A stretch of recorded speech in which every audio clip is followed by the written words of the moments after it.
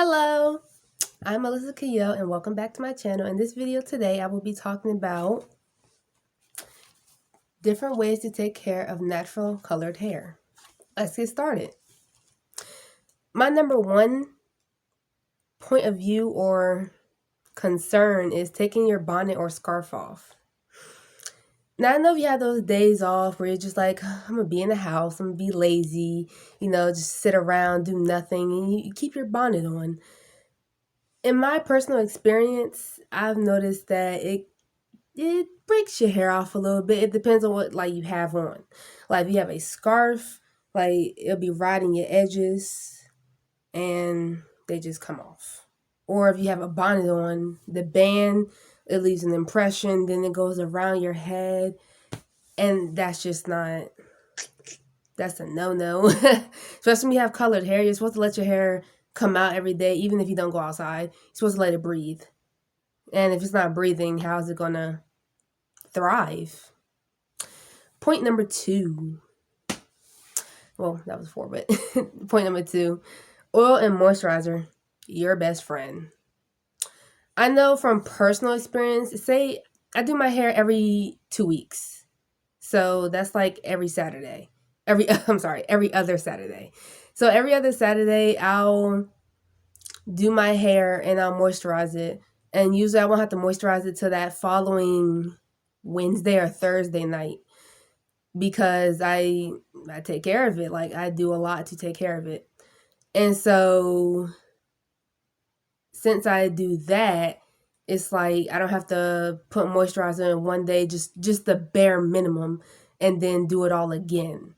I put enough up there. Like the outside may look like it's in needs a little oil or something, but if you look, if you actually, if I have braids in and I touch the inside of the root of the braid, it's oiled.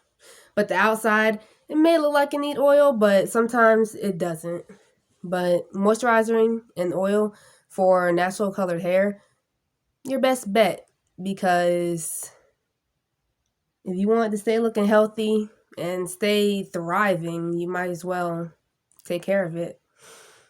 Number 3, manipulation and touching your hair.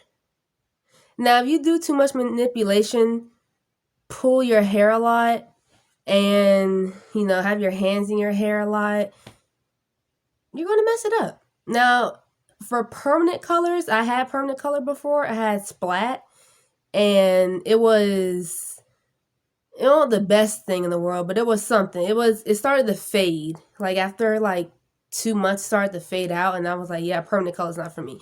So I got semi-permanent, which is the Adore, which is the brand I use. So right now I have Sunrise and Orange Blaze on this side, and then the back, and then on this side I have Sapphire Blue and Baby Blue. Those work really, really well, but the thing is, in the first month of you dyeing your hair with the Adore, it's going to rub off. So, you'll know if you're touching your hair too much. It's you're scratching your hair, you're playing with it, you look at your hands, and it's the color of the dye. Now, I don't know, I can't say for everybody, but I know for me, that's one of the things, because I let my hair air dry. I don't really use heat, heat damage, not really for me. So I try to avoid touching my hair. I try to avoid manipulation because from personal experience, again, if you touch your hair too much, you keep playing with it, do different cute tight styles, it will come right out. Because I've had deals with on and off of, missing edges and all that, but, you got the right stuff, they grow back, nothing to it. My next one is maintenance and touch-ups. For me, I do mine myself because my motto is, why pay for something when you can do it yourself? But you need to know what you're doing. I did plenty of research, plenty of videos online of what to do, what not to do, stuff like that.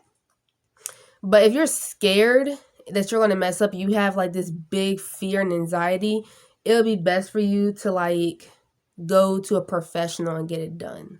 I'm not going to sit here and be like, oh yeah, I'm a professional, I'm this, I'm that. Like, not a professional, but soon hope to be. But right now I'm just an amateur doing hair, but I somehow make it look good and decent. So can't complain. But if you're really timid, you're really scared, you don't know what you're doing, but you want to do it yourself, I say do a consultation with a professional. Or what you can do is you can ask a friend that may know what they're doing for help, so you don't mess your hair up. Because with bleach, you can mess your hair up with some bleach. It's like dealing with the relaxer or a texturizer. You can mess it up, and it'll be very easy to do that. But as long as you do your research, you ask for help, should be fine. Now, also with touch-ups, it's best to know what you want in advance. Don't just go into it on the day of, be like, man, I wanted purple hair, but today I'm going to do green. You need to go in there with a plan, because if you don't go in there with a plan, you can mess things up really badly. Like, you need to know the brand you're using, what color you're using, how long is it going to take for the process. Like, you need to know all of that. And that really does pay off in the end. My next tip is styling, tight styles and edges. Kind of went over this, but we'll go over it just a little bit more in depth.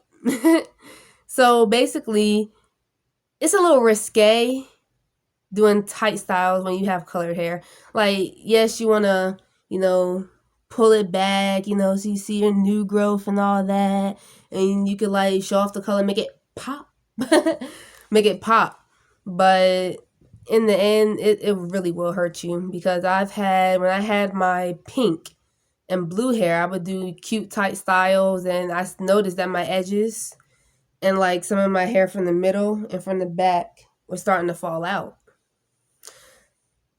I stopped doing them and I started doing protective styles. But even with those, you have to take breaks in between. So as I started doing that, I started seeing my hair grow back. And it was really beneficial, because like I'm not talking about some, oh look, just one piece of hair fell out. Like, no, it was kind of like a little bit of a chunk of my edges was gone, and then like I had like hair, like a whole strand of hair, like this piece like would come out, and it was not pretty. So I just say, we do tight styles, be reminded that you have edges and you have other pieces of hair that you're supposed to take care of. So if you do a tight style, I say do it for the day, but then make sure you take it out at night, let your hair breathe and whatnot, let it recuperate so you can do it the next day. Or just try to avoid tight styles, like do them once a month, something like that, so they won't really like affect your hair. The next topic, of course, hair loss. Now, it's normal for all types of hair to lose, hair. Like I'm not trying to say like the whole strand of hair like I lost, like that's not normal. But like shedding hair, that's pretty much normal. So it's nothing to freak out about. Like if you just bleached your hair, or if you just, did your hair with color like mine, of course there's going to be hair falling out, but it's not going to be like, oh my God, I have a chunk of hair in my hand, what do I do? It's nothing like that. But if it is, you might want to seek professional help. Go to a salon, go to a stylist, go to somebody that knows about hair, because you've probably messed up. But just shedding normal hair every day, that's not a big deal. But when you are losing like clumps and chunks of your hair, and you've colored it, and this is your first time, or you colored it before and you know this is like the first time happening, you might want to see somebody. We went over this a little bit, but we're going to go to letting your hair breathe. So for me, when I had my hair blue and pink last year, I started to do a lot of protective styles, and they helped me grow my hair back. But then my edges were kind of still suffering. So what I had to do was I sat there and I thought about it, and I was like, let's make a schedule for myself. And I made a schedule for, 2 weeks on, 2 weeks off. 2 weeks protective style. Like I have my braids in, I have my twist in, or I'll have it updo, or I'll have it like cornrowed back or something like that. And then the week off, I have my hair like this. I'll have my hair like just out, like a braid out, quick braid out, or like a ponytails, puffed, a little something tight, something like that. But I'll just let it breathe. I wouldn't like suffocate it with, protective style, singlets, twists, box braids, goddess lock. Like I wouldn't suffocate it with that, because you need to do 2 weeks on, 2 weeks off. You got to let your hair breathe, especially if you have color in it. If you don't let it, like if you don't give the color a break, it will break off. Because I've had my hair color before. It was just the tips though, and it was like honey blonde, but I never took care of it, and I never let it breathe, so my hair fell out. Like it was only at the ends. My hair was like past my shoulders, but it was only at the ends. But that's when I also had a relaxer too, and it fell. Like it fell out seriously. It wasn't like no, oh, we'll do something to fix it up. We could spruce it up. No, my hair was literally falling out every week I washed it. So that's why I learned you gotta let your hair breathe. And you gotta give it time to, mature on its own. You can't just like suffocate it with oils. You can't suffocate it with like styles, different types of tight style, different types of like manipulation, because you gotta let it breathe. My next one is wigs.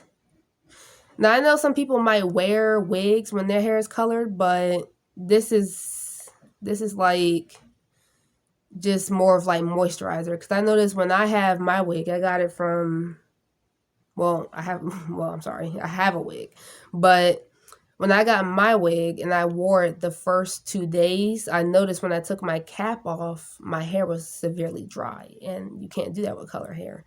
So I don't know if it was like the cloth material in the cap, or was it in the wig, but all I know is my hair was severely dry, and when I took the braids out of my hair, I had a little breakage and some were coming out.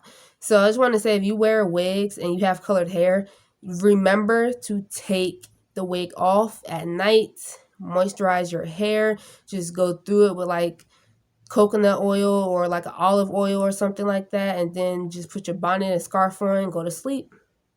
But you got to make sure to moisturize your hair when you wear a wig. From personal experience, I don't know if this happens to anybody else, but I know from my standpoint, yeah. Now, nighttime care.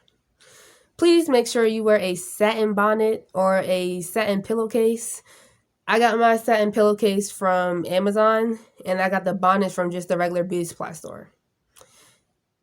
It will help if you have both, I say, because like if you have a loose bonnet and it falls off constantly, and then you have like a cotton pillowcase, you're not doing no justice. But if you have a satin pillowcase, your hair is protected, you can roll around, do all that, and it'll be less breakage. And then my last one are daily vitamins. Now, I'm not saying go out and just buy these vitamins. Like, no, there are different daily vitamins you should take for like hair, your skin and your nails. Like, I take biotin.